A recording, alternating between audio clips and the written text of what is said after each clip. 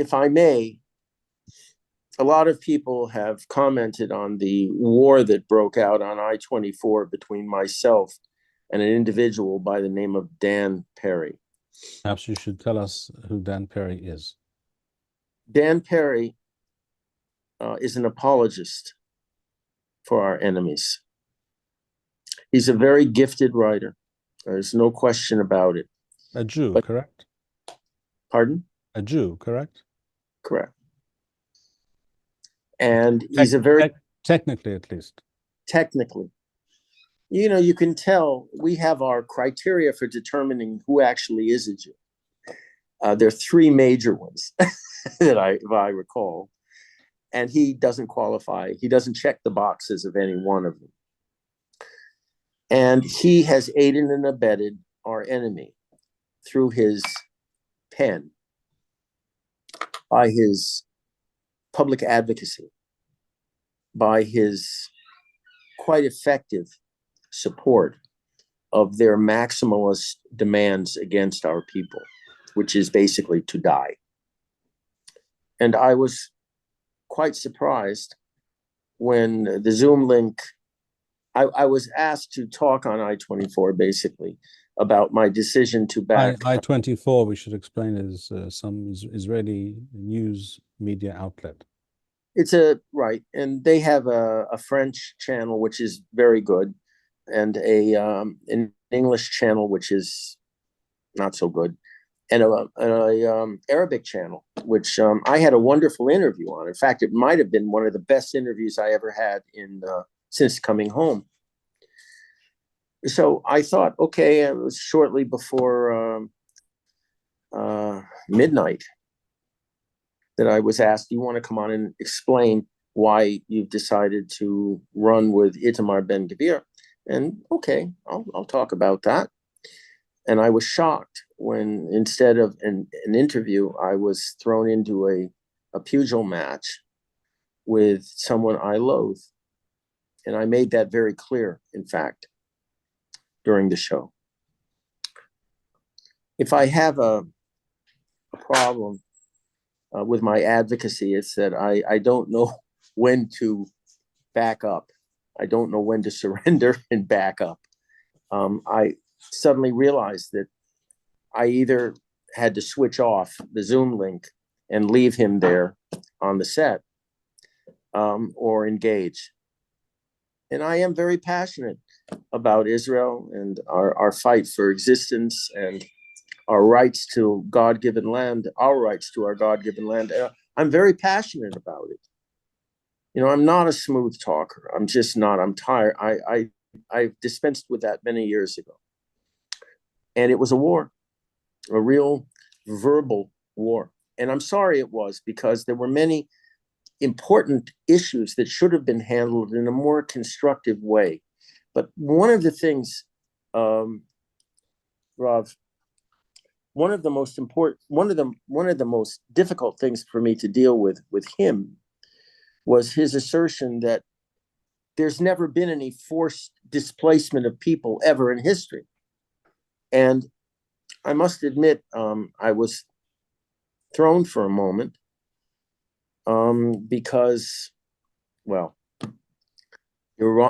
India, Pakistan, 1948, Greece and Turkey following World War I, massive displacements of people following... Poland and Germany following World War II. 11 million ethnic Germans were forcibly removed from Eastern Europe. From Poland. From Sudetenland. From Western Europe, Poland. Right, from the western part where they were expelled, and most notably from the Sudetenland in Czechoslovakia. And they were forced out at gunpoint, and a lot of them were killed in the process of being forced out of the Sudetenland. East Prussia, boy, the Russians weren't too nice with those expellees. I think they killed most of them en route to West Germany. So here's a guy who is smart enough to know that such events have happened many times over history. And so I can only assume that he purposefully lied and misrepresented history to the people that were watching. This is why I despise him. Typical leftists, they pick and choose facts, kind of like Procrustes in Greek mythology, the innkeeper that cut his guests' bodies to fit the beds he had. And that's what he does. He's like a modern day Procrustes, especially on the issue of the Palestinian demand for a state. He even threw the old issue of the demographic bomb that's awaiting us if we don't give them a state. And that is a myth that's been debunked and disproven years ago. There is no demographic bomb, none. In fact, if anything, our growth rate, our population growth rate is exceeding the Palestinians by a mile. So I want to apologize if I can through your channel to a lot of people that had the misfortune of watching this exchange, but I cannot be polite to people I consider to be traitors to the Jewish people. I think it needs to be stated plainly that this is my formulation, that there are essentially 4 kinds of Jews in Israel and in the world. You have Haredi or ultra-Orthodox Jews. You have a second group, Orthodox Jews who would not describe themselves as ultra-Orthodox, Haredi in Hebrew. The religious differences in ideology and religious practice exist, but we won't go into all those details. But essentially, those are the Torah-observant Jews. Then you have a third group, some of whom self-describe as traditional, Masorti in Hebrew, and some would describe themselves as Chiloni, as secular. Right. And there's, of course, a huge spectrum there. There are those who go to shul, who go to the Beth Knesset, to the synagogue once in their life, and there are those who go once a week, and there are those who go on Rosh Hashanah and Yom Kippur only, and there are those who don't do any of those things. But they self-identify as Jews, and right. they have a meaningful connection to their Jewish roots, each in their own way. And that's 4 grouping. That's 3 groupings. But there's a 4th group. And this last group consists of Jews who are technically Jewish according to Jewish law, which means they were either born of a Jewish mother or they converted to Judaism by way of an Orthodox conversion. But they do not self-identify as Jews. They identify as, they see themselves as, they live their lives, and they view reality through the lens of Western non-Jewish philosophy, thought, civilization, practice, literature, music, you name it. They view themselves as citizens of the world, perhaps, although no one in the world wants them. But they like to pretend that they're citizens of the world. They have a visceral hatred of anything Jewish, whether it is the watered down version of Reform Judaism. Even that they don't like, because they don't they want nothing to do with even something like Alela Seder, the Passover Seder night. They want nothing to do with that. They definitely want to continue eating their pita bread during Pesach. With roast. Well, with whatever. They care not one whit for Jewish history, the the concept of the Jewish homeland. Living in Israel, and some of these people obviously do live in Israel. There are plenty of Jews outside Israel who also think this way or feel this way. But those who live in Israel, they view it as just a piece of real estate. You can live here, you can live in Texas, whatever works out for you is fine. And some of those people are active traitors to the Jewish people, knowingly, deliberately. They collude with our worst enemies. We know this to be true. They know this to be true. And it is, however, not generally admitted, is not stressed, in my view, nearly enough. I think the point you just raised concerning their adherence to Western civilization is something very profound, because a lot of people, good Jews, don't understand that we do not subscribe to what's generally described as Western culture. To say we have our own culture, we have our own law, the Torah. We are a people, as told by God, by HaKadosh Baruch Hu, to be a people who dwells apart. We have our own laws, we have our own traditions, we have our own culture. We are not part of Western civilization. They have appropriated some of our beliefs, quite imperfectly, I might add. You mean the Western world? The Western, yeah, they have through the vehicle of Christianity, yes. Through the vehicle of Christianity, a most imperfect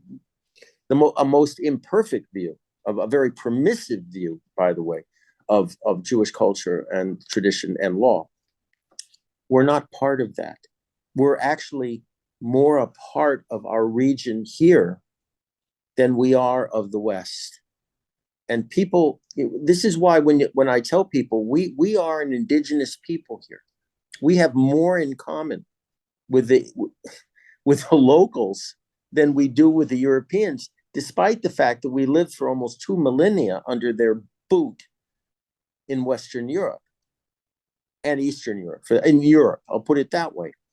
And so the left really should be educated, if they're capable of being educated, that we're part of this world. We're not part of their world, and they shouldn't hold us to their standards or lack thereof. I've told people, and a very close friend of mine, Yehuda HaKohen, has really helped me understand this. He's a great guy. He's the editor-in-chief of Vision magazine. That we are fighting a war of liberation right now. A war to liberate our lands from basically foreign occupiers, occupation of our God-given land. Just like any third worlder trying to kick out an imperial, let's say, European occupier like the French or the British or even the Italians. And when you talk to the left like this, some of them kind of get it. Unfortunately, the level of education, so to speak, they have been de-educated in the West right now, especially at the university level. They don't know their history at all. They don't know it. They know phrases, they know lines. I would like to share with you, Jonathan, and with our viewers, a few words from a few lines from the Tanakh, from the Bible, the book of Judges, Sefer Shofatim. Because what you just alluded to, the invasion of the Jewish homeland going back 3,400 years, at least, although if we go back to Abraham Avinu, to Abraham, then we should speak about something like 3,800 years. The invasion of our land by Arab tribes from the east is not a new phenomenon. No. It's something that has been going on, as I say, for well over 3,000 years. I will share the screen with you and with our viewers for a moment. You should be able to see now the Hebrew text and the English translation in parallel. And it says as follows: وَيَعَصُوا بَنَي إِسْرَائِيلَ الْفَرَاعَ بِعِنَيْ أَذُنَاءِ. And the children of Israel did that which was evil in the sight of the Lord. And therefore Hashem delivered them into the hand of Midian 7 years. Midian are desert dwellers, type of Arabic type tribes, Bedouin tribes living on to the east of the River Jordan. And it goes on to say, and the hand of Midian prevailed against Israel. In other words, they were able to terrorize and rule over the Jewish tribes that had entered the land many generations before. And they were the Jews were terrorized, as it says here explicitly. Mipanei Midian, Rasulahem b'nei Yisrael et haminharoth asher beharim, with hami'aroth wa hamisadoth, which translates here as, and because of Midian, the children of Israel made them the dens. In other words, these are really man-made caves, which are in the mountains, and the caves, natural caves, and the strongholds. In other words, they built themselves fortresses. And why do they have to do this? It goes on to say in the third verse, Wahaya im zara Yisrael. And so the way things worked was, when the Jews, who were farmers, by and large, when they sowed their fields and the produce was about to be ready for harvest, وَعَلَى مِدْيَانَ وَعَمَّلَكَ وَبْنَيْ كَذَمْ وَعَلُوا عَلَوْا.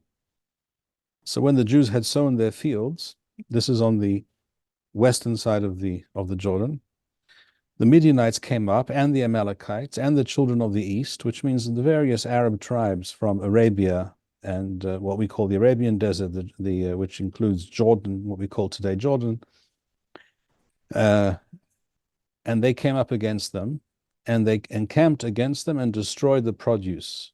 Why? Because they came, as it says in verse 5, for they came up with their cattle and their tents, and they came in as locusts for multitude. They and their camels were without number. So they came with all their livestock, huge numbers, and they just marauded the land and allowed their animals to eat and destroy and consume everything in sight. And then they would disappear again and come back the next year and do the same thing.